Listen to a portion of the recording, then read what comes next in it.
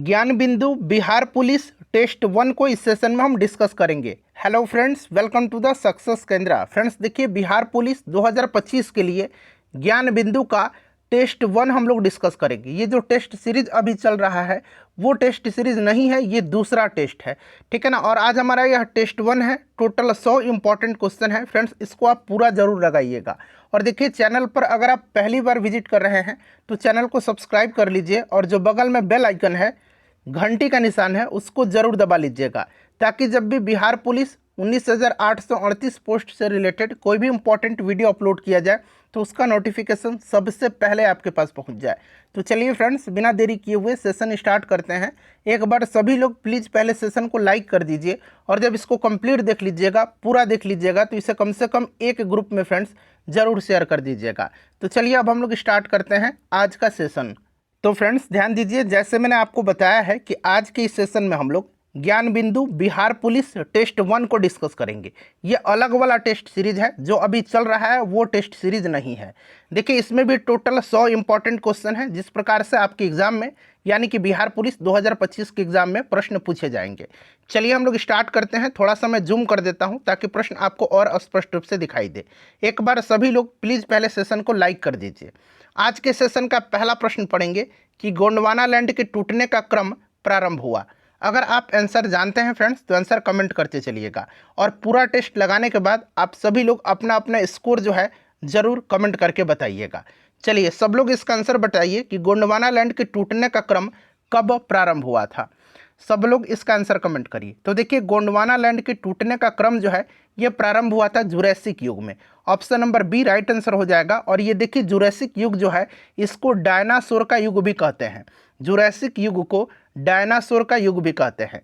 यहाँ पर देखिए क्रिटेशियस युग दिया गया है, तो इस क्रिटेशियस काल में यानी कि क्रिटेशियस युग में डक्कन ट्रैप का निर्माण हुआ था। अगर आपसे पूछा जाए कि डक्कन ट्रैप का निर्माण कब हुआ था, तो आपको याद रखना है डक्कन ट्रैप का निर्माण हुआ था क्रिटेशियस युग में। और गोंडवाना लैंड के टूटने का क्रम प्रारंभ हुआ था जुरैसिक युग में। जुरैसिक युग को डायनासोर का भी युग कहते हैं। चलिए नेक्स्ट क्वेश्चन पढ़ेंगे। अगला प्रश्न है कि उत्तर प्रदेश का इटावा नगर किस नदी के तट पर स्थित है। उत्तर प्रदेश का इटावा नगर जो है ये किस नदी के तट पर बसा हुआ है। तो फ्रेंड्स ये जो है ये यमुना नदी के तट पर है। ऑप्शन यहाँ पर सी करेक्ट हो जाएगा, ठीक है ना, यमुना नदी के। और लखनऊ आपको याद होगा, लखनऊ जो है ये गोमती नदी के तट पर है, ठीक है। यमुना नदी के तट पर और भी है। यहाँ पर देखिए, यमुना पर एक इटावा हो गया, उसके बाद आगरा याद होगा आपको, मथुरा याद है, ठीक है ना, दिल्ली भी है। तो ये सब आप ध्यान रखिएगा। चलिए उसके बाद देखिएगा, अगला प्रश्न है कि देश में मैंग्रोव वनस्पति का क्षेत्रफल कुल भौगोलिक क्षेत्रफल का कितना प्रतिशत है।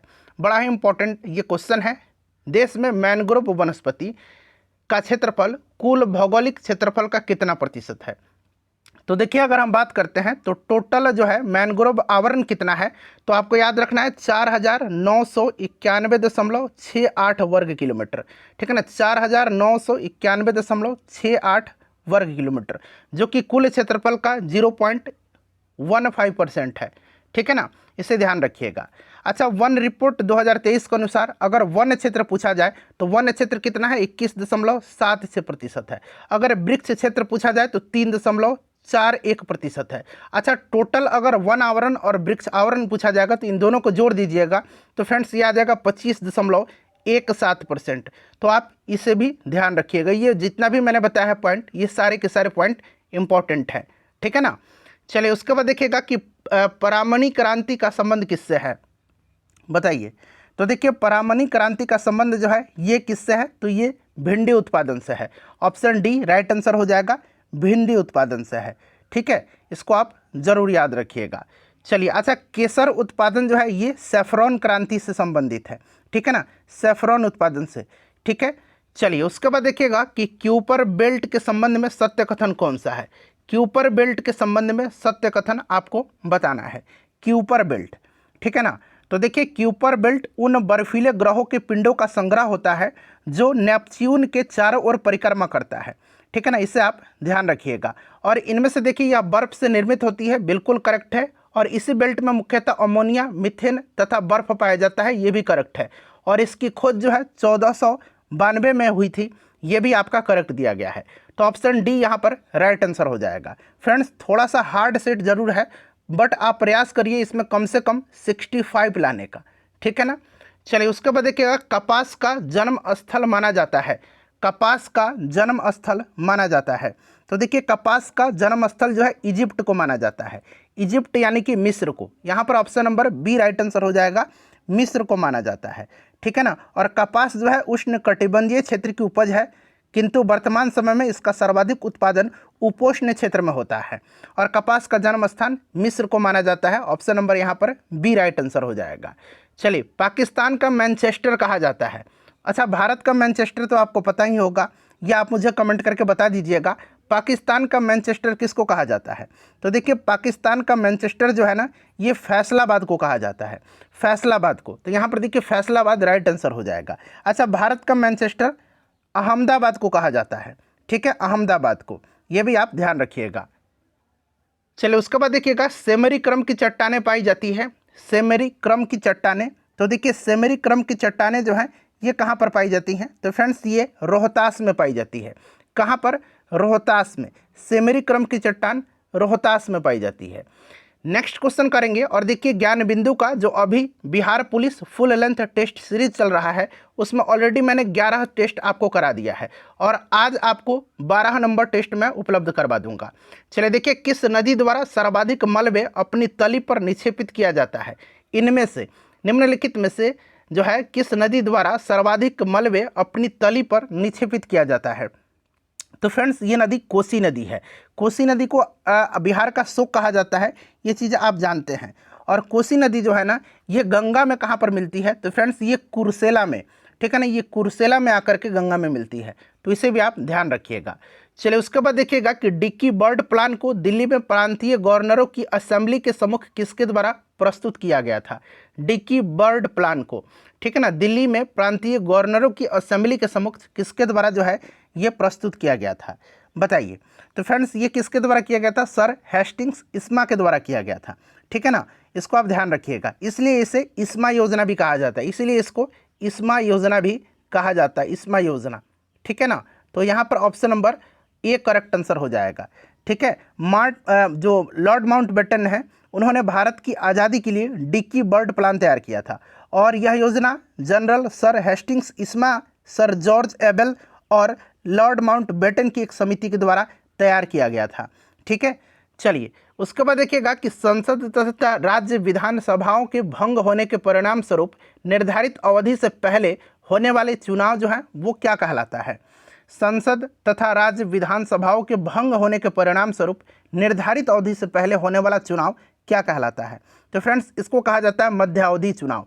क्या कहा जाता है इसको, मध्यावधि चुनाव कहा जाता है, ठीक है ना। अच्छा, उपचुनाव आपने सुना होगा, उपचुनाव संसद तथा राज्य विधानमंडल के किसी सदस्य की मृत्यु, त्यागपत्र तथा अयोग्य होने के कारण जो रिक्त होने वाली सीट है उसको भरने के लिए कराया जाता है, उसी को उपचुनाव कहा जाता है, ठीक है। और मध्यावधि का चुनाव उसको कहा जाता है जब संसद तथा विधानसभाओं के भंग हो जाता है निर्धारित अवधि से पहले, तब जो चुनाव होता है उसको मध्यावधि कहा जाता है, ठीक है।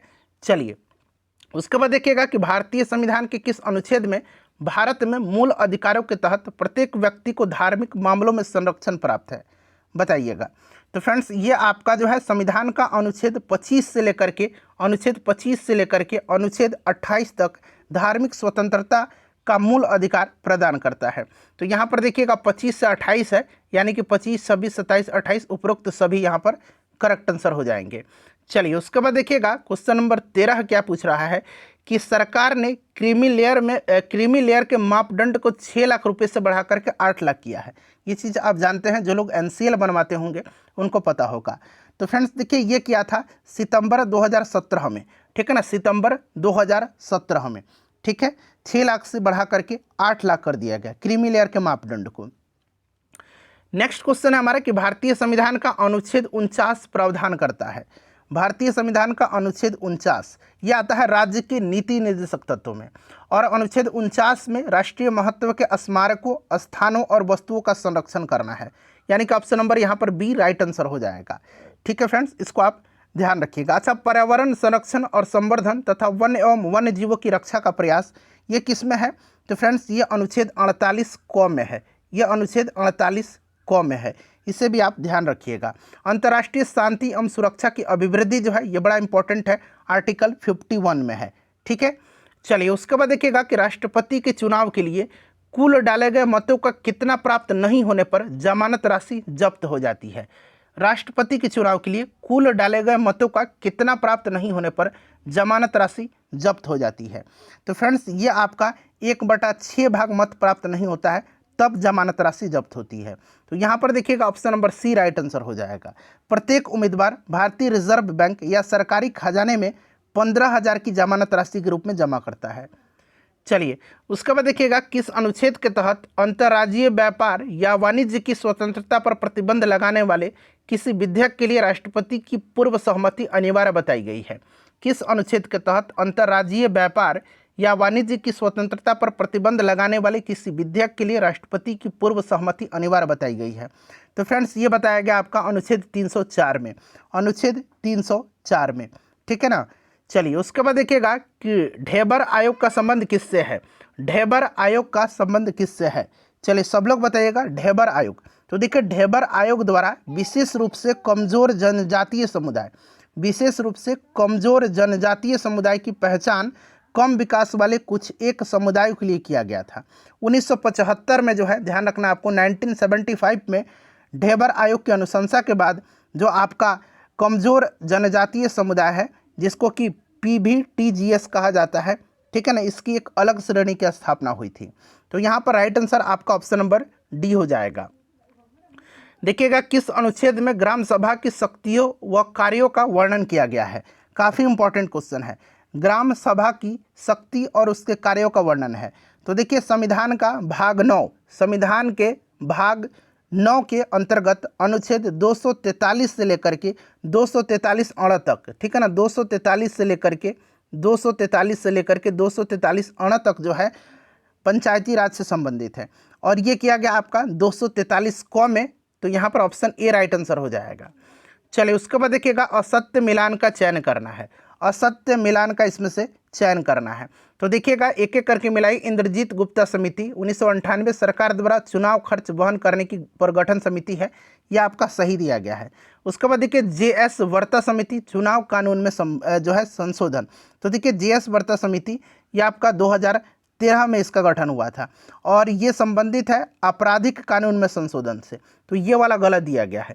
तो पूछा गया गलत कौन सा है असत्य मिलान, तो ऑप्शन बी ही सही है। बाकी ये आप देख रहे हैं सारे के सारे सही दिएगा, ये वाला गलत है तो ऑप्शन बी सही होगा।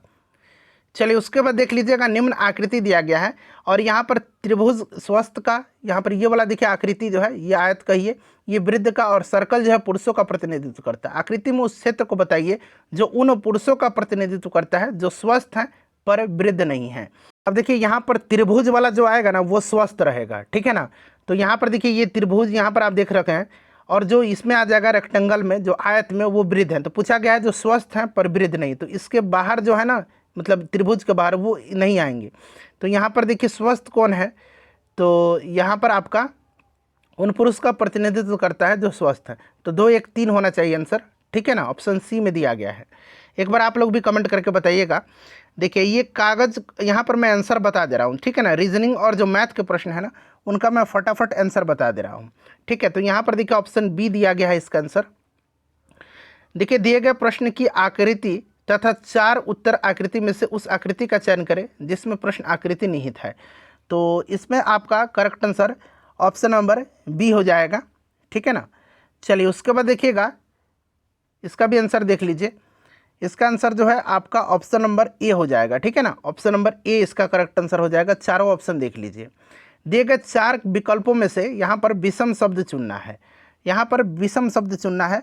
तो यहाँ पर देखेंगे यहाँ वहाँ कहाँ, तो यहाँ पर विषम पास हो जाएगा, ठीक है ना। चलिए पास को छोड़ करके अन्य सभी प्रश्नवाचक शब्द है, अतः पास विषम है, विभिन्न है। भारत में शाख निर्धारण के संबंध में क्रिशिल जो है इसकी स्थापना कब किया गया। देखिए क्रिशिल की स्थापना पूछा गया है कब किया गया, तो क्रिशिल की स्थापना किया गया था 1987 में हुई थी और इसने अपना कार्य 1988 से प्रारंभ किया था। स्थापना हुआ था 1987 में और कार्य प्रारंभ किया था 1988 से।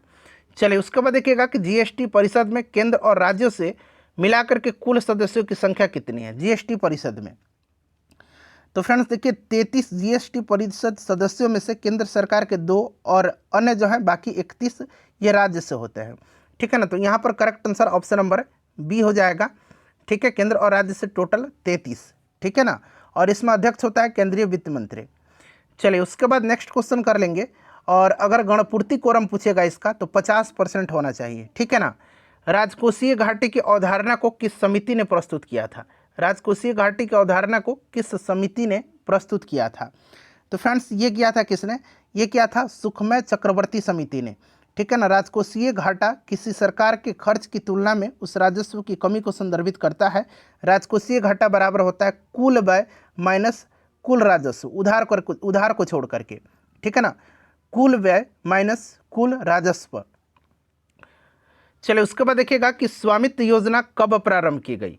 बताएंगे स्वामित्व योजना कब प्रारंभ की गई थी?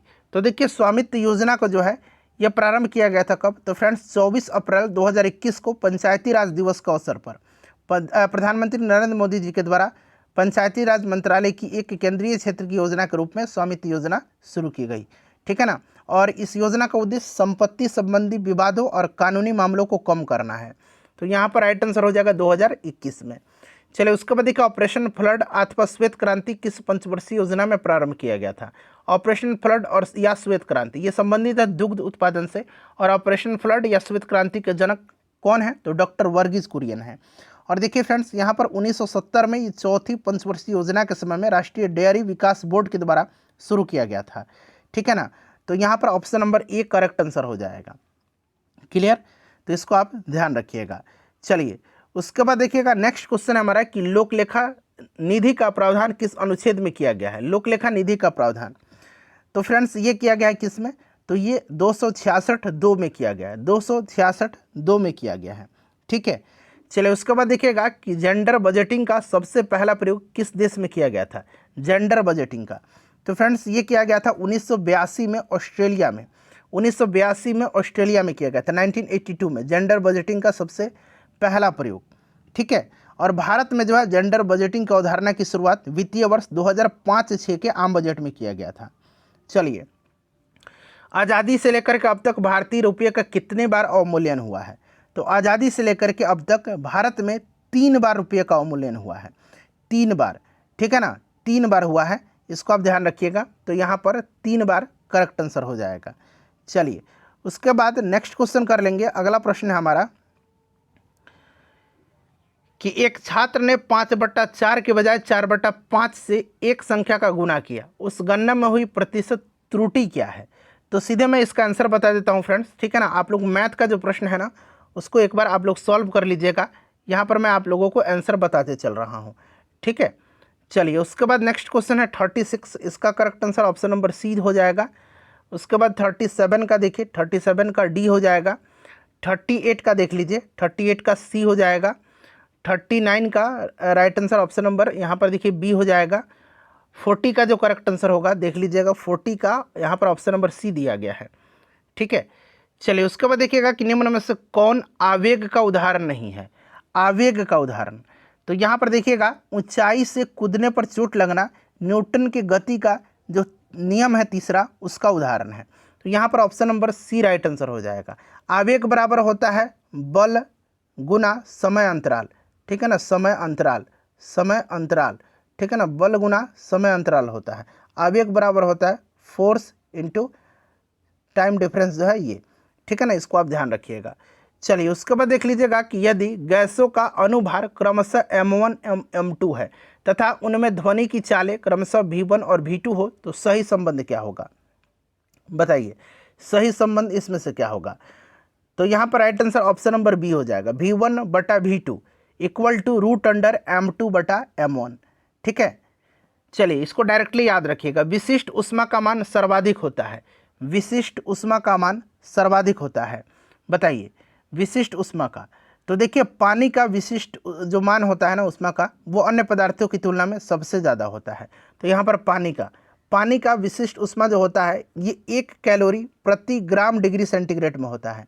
ठीक है ना, एक यहाँ पर आप ध्यान रखिएगा। ठीक है ना, 1 कैलोरी प्रति ग्राम डिग्री सेंटीग्रेड। ठीक है, चलिए बर्फ़ का 0.5 होता है, अल्कोहल का 0.6 होता है। ठीक है। चलिए उसके बाद देखिएगा सर्वप्रथम किसने प्रकाश का वेग ज्ञात किया था। सर्वप्रथम प्रकाश का वेग किसने ज्ञात किया था? तो फ्रेंड्स देखिए सर्वप्रथम रोमर नामक वैज्ञानिक ने बृहस्पति ग्रह के उपग्रहों की गति देख करके प्रकाश का वेग ज्ञात किया था। बृहस्पति ग्रह के उपग्रहों की गति देख करके सर्वप्रथम रोमर ने जो है प्रकाश का वेग ज्ञात किया था। देखिए विशिष्ट चालकता की एसआई यूनिट क्या है? विशिष्ट चालकता की एसआई इकाई जो है ये क्या है फ्रेंड्स? तो यहाँ पर राइट आंसर हो जाएगा इसका ऑप्शन नंबर कौन सा हो जाएगा, फटाफट बता दीजिए। तो फ्रेंड्स देखिए ओम इनवर्स, मीटर इनवर्स हो जाएगा, एक ये भी हो जाएगा और एक ये वाला भी हो जाएगा। तो उपरोक्त तो सभी होगा इसका, ठीक है ना, उपरोक्त तो सभी इसका होगा, ठीक है। चलिए उसके बाद देखिए प्रतिचुंबकीय पदार्थ है। प्रतिचुंबकीय पदार्थ देखिए प्रतिचुंबकीय में आपका बिस्मथ, एंटीमनी, चांदी, तांबा, जिंक, सोना, सीसा, जल, अल्कोहल, हवा, हाइड्रोजन ये सब आता है, ध्यान रखिएगा, ठीक है। तो एंटीमनी हो जाएगा, इसको ध्यान। अनुचुंबकीय में जो है प्लेटिनम, सोडियम, ठीक है ना, सोडियम जो है ये अनुचुंबकीय है, प्लेटिनम, सोडियम, पोटेशियम, क्रोमियम, ठीक है ना, यहाँ पर देखिए क्रोमियम जो दिया गया है, ठीक है ना, ऑक्सीजन, एल्युमिनियम ये सब अनुचुंबकीय हैं। लौह चुंबकीय में लोहा, कोबाल्ट, कोबाल्ट लौह चुंबकीय है, निकेल ये सब आते हैं। देखिए एक्स किरणों का पता लगाने के लिए हम प्रयोग करते हैं, एक्स किरणों का पता लगाने के लिए तो देखिए बेरियम, प्लेटिनो, साइनाइड का प्रयोग हम एक्स किरणों का पता लगाने के लिए करते हैं, ठीक है ना। तो यहाँ पर ऑप्शन नंबर सी हो जाएगा। भारतीय राष्ट्रीय संघ का नाम बदल करके किसके सुझाव पर भारतीय राष्ट्रीय कांग्रेस कर दिया गया था? दादा भाई नौरोजी के सुझाव पर इसका नाम बदल करके भारतीय राष्ट्रीय कांग्रेस कर दिया गया था, ठीक है ना। भारतीय राष्ट्रीय कांग्रेस की स्थापना के समय भारत का वायसराय लॉर्ड डफरिन था, याद रखिएगा। चलिए देखिए प्रथम विश्व युद्ध के दौरान किस भारतीय नेता ने अमेरिका की यात्रा किया था? प्रथम विश्व युद्ध के दौरान किस भारतीय नेता ने अमेरिका की यात्रा किया था? तो फ्रेंड्स ये किया था लाला लाजपत राय ने। इन्होंने मेजनी, गैरिबाल्डी, शिवाजी एवं श्री कृष्ण की जीवनी लिखी है, ठीक है ना। चलिए किस वायसराय के कार्यकाल में भूटान युद्ध हुआ था? किसके कार्यकाल में भूटान युद्ध हुआ था? तो फ्रेंड्स भूटान युद्ध 1865 में जॉन लॉरेंस के कार्यकाल में हुआ था, ठीक है ना। और इसी के समय में कैंपबेल के नेतृत्व में एक अकाल आयोग की स्थापना हुआ था। तो यहाँ पर देखिएगा right answer option number A हो जाएगा, जॉन लॉरेंस, ठीक है ना। चलिए उसके बाद देखिएगा कि बुर्जहोम एवं गुफकराल नामक स्थल किस काल के हैं? बुर्जहोम एवं गुफकराल नामक स्थल जो है ये नवपाषाण कालीन है, ठीक है ना, नवपाषाण कालीन स्थल है बुर्जहोम और गुफकराल, ठीक है। तो यहाँ पर right answer option number B हो जाएगा। अगला प्रश्न है कि भद्रबाहु ने कल्पसूत्र को किस भाषा में लिखा है? भद्रबाहु ने कल्पसूत्र को किस भाषा में लिखा है? तो फ्रेंड्स देखिए ये लिखा है इन्होंने संस्कृत में, संस्कृत में लिखा है, जिसमें जैन तीर्थंकरों का जीवन चरित्र वर्णन है, ठीक है ना।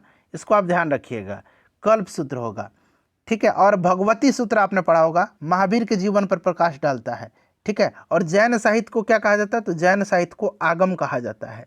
चलिए उसके बाद देखिएगा कि चोलकालीन मुद्रा नियमन से संबंधित समिति को कहते हैं। चोलकालीन मुद्रा नियमन से संबंधित समिति को क्या कहा जाता है? तो पोनवारियम कहा जाता है, पोनवारियम कहा जाता है, ठीक है ना। यहाँ पर देखिएगा टोटवारियम दिया गया है, तो देखिए टोटवारियम उद्यान समिति, जो उद्यान था उद्यान समिति से संबंधित था, ठीक है। उसके बाद देखिए एरीवारियम, एरीवारियम सिंचाई या तालाब समिति था, ठीक है ना। और देखिएगा समवत्सर समिति वारियम जो था, समवत्सर ये वार्षिक समिति थी। यहाँ पर option B C right answer हो जाएगा, ठीक है ना। चोल वंश की स्थापना विजयालय ने किया था, ध्यान रखिएगा। चलिए उसके बाद देखिएगा कि गजनवी वंश का संस्थापक अल्पतगीन प्रारंभ में था। तो देखिए अल्पतगीन जो था ये आपका सामानी वंश के शासक अब्दुल मलिक का तुर्कदास था, ठीक है ना। तो एक तुर्कदास था ये। चलिए उसके बाद देखिए अकबर द्वारा पराजित मालवा के शासक बाज बहादुर और उसकी पत्नी रूपमती की समाधि कहाँ है? तो फ्रेंड्स ये कहाँ पर समाधि है? ऑप्शन देख लीजिएगा। तो यहाँ पर राइट आंसर आपका हो जाएगा उज्जैन में, ठीक है ना। कहाँ पर? उज्जैन में, ऑप्शन यहाँ पर बी राइट आंसर हो जाएगा, ठीक है ना, उज्जैन में। चलिए उसके बाद देखिएगा यहाँ पर मिलान करना है, एक तरफ बिहार के व्यक्तित्व हैं और उनकी विशेषता है। तो देखिए महोघस कुमार, महोसत कुमार, तो देखिए फ्रेंड्स ये जो आपका हो जाएगा ये आपका हो जाएगा बौद्धकालीन वैद्य वाचस्पति मिश्र, तो ये आपके हो जाएंगे भाष्यकार। और देखिए वेरोचन, तो ये आपके हो जाएंगे नालंदा विश्वविद्यालय का आचार्य। ये नाम याद रखिएगा, आजकल इसी तरह से पूछा जा रहा है, पहला का बी, दूसरा का ये, तीसरा का सी। चलिए उसके बाद देखिएगा कि प्रार्थना समाज के संस्थापक कौन थे? तो प्रार्थना समाज की स्थापना किसने किया था फ्रेंड्स, बताइए। तो महादेव गोविंद रानाडे ने किया था 1867 में। प्रार्थना समाज की स्थापना 1867 में आत्माराम पांडुरंग और एमजी रानाडे के द्वारा किया गया था। तो ऑप्शन में यहाँ पर आप देख सकते हैं राइट आंसर क्या हो जाएगा, बताइए। ऑप्शन यहाँ पर, एक मिनट रुक जाइए, हाँ, तो यहाँ पर ऑप्शन प्रार्थना समाज का केशव चंद्र सेन की प्रेरणा से इन्होंने किया था, महादेव गोविंद रानडे। तो यहाँ पर ऑप्शन नंबर क्या हो जाएगा, ऑप्शन नंबर ए हो जाएगा, ठीक है ना। प्रार्थना समाज के संस्थापक इसमें से महादेव गोविंद रानडे थे। स्थापना आपको याद होगा कि आत्माराम पांडुरंग भी थे इसमें, केशव चंद्र सेन की प्रेरणा से एमजी रानडे, आत्माराम पांडुरंग इन लोगों ने किया था। फ्रांस की राज्य क्रांति के समय फ्रांस की मुद्रा क्या है, फ्रांस की राज्य क्रांति बताइए, इंपॉर्टेंट है, 1789 में, और उस समय फ्रांस की मुद्रा लिब्रे थी। तो यहाँ पर लिब्रे राइट आंसर हो जाएगा, ठीक है ना। यहाँ पर टैले देख रहे हैं, टैले तो एक प्रकार से भौमिक कर था ये, और यहाँ पर टीथे देख रहे हैं, टीठे एक प्रकार के ये धार्मिक कर था। नेपोलियन के पिता का नाम क्या है, अच्छा नेपोलियन की बात करते हैं तो मैंने कई दफ़ा बताया है वाटरलू का युद्ध, ठीक है ना। वाटरलू का युद्ध 1815 में, जिसमें नेपोलियन की हार हुई थी और उसको सेंट हेलेना द्वीप पर भेज दिया गया था, जहाँ पर इसकी मृत्यु हो गई थी, ठीक है ना। नेपोलियन के पिता का नाम पूछा गया है, तो इसका नाम पिता का कार्ले बोनापार्ट था। ऑप्शन ए राइट आंसर हो जाएगा, ठीक है ना। चलिए उसके बाद देखिए अंग्रेजी का प्रश्न है, तुमने गलती की है, इसको क्या करना है, translate the given sentence into. तो यहाँ पर होगा option number C, you have made a mistake, यहाँ पर डी हटा लीजिएगा, ठीक है ना, एरर हुआ होगा, you have made a mistake. चलिए ए रिपोर्ट यहाँ पर देखिए डिस्कसेज ए पर्टिकुलर प्रॉब्लम इन, तो फ्रेंड्स ये होता है आपका डिटेल, ठीक है ना। ऑप्शन नंबर यहाँ पर बी राइट आंसर हो जाएगा, a report discusses a particular problem in detail, ठीक है ना। अच्छा change the voice of the sentence given below, it is time to prepare tea, तो यहाँ पर हो जाएगा आपका it is time for the tea to be prepared, option number B हो जाएगा।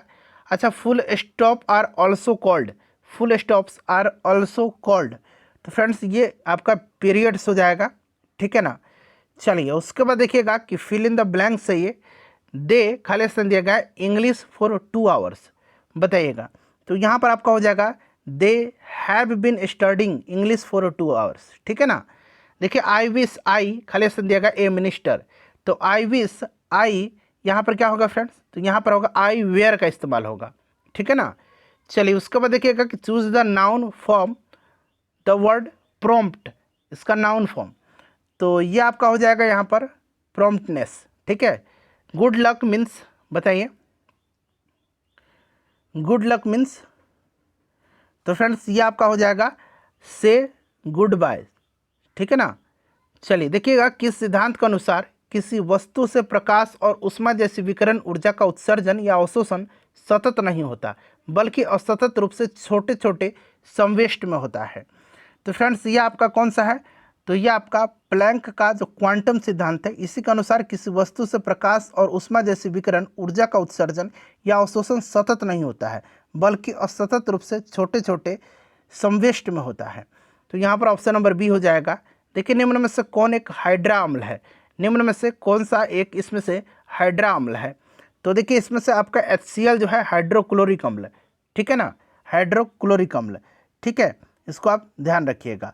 चलिए हाइड्रा अम्ल क्या होता है, जिसमें केवल हाइड्रोजन उपस्थित रहता है, ठीक है ना, इसमें ऑक्सीजन अनुपस्थित रहता है। और ऑक्सी अम्ल में क्या होता है, एक ऑक्सी अम्ल होता है जिसमें हाइड्रोजन और ऑक्सीजन दोनों होते हैं।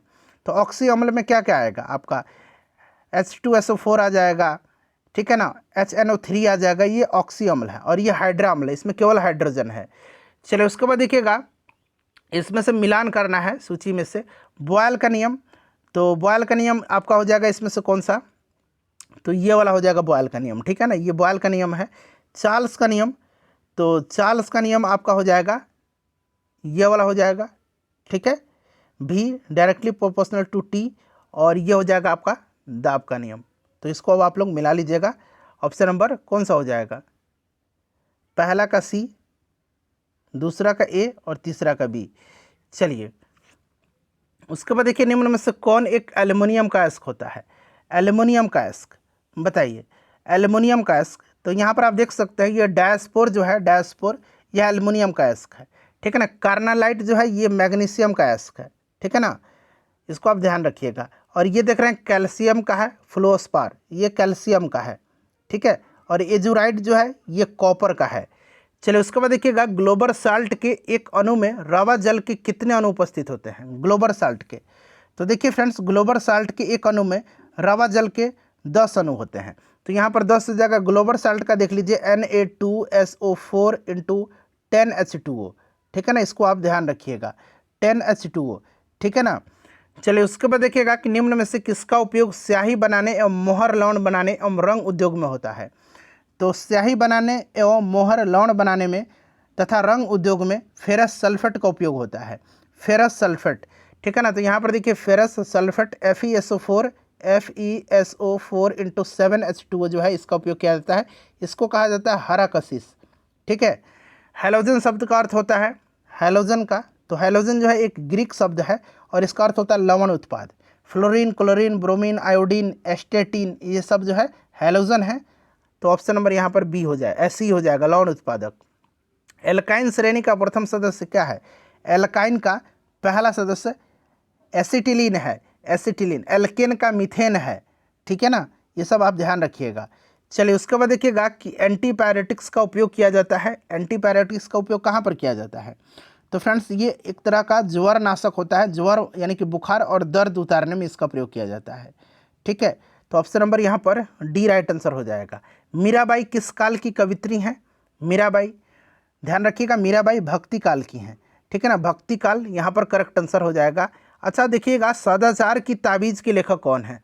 सदाचार की ताबीज़ के लेखक, तो देखिए सदाचार की ताबीज़ के लेखक प्रसिद्ध व्यंगकार हरिशंकर परसाई जी हैं। तो हरिशंकर परसाई करेक्ट आंसर हो जाएगा, ध्यान रखिएगा हरिशंकर परसाई, ठीक है ना। चलिए उसके बाद देखिएगा कि एक उनकी रचना है ठिठुरता हुआ गणतंत्र, ठीक है ना, ठिठुरता हुआ गणतंत्र, इन्हीं की रचना। अच्छा दिनकर जी की रचना आपको याद रखना, उर्वशी जो है, उर्वशी दिनकर जी की रचना है, ठीक है। अत्यंत में कौन सा उपसर्ग है।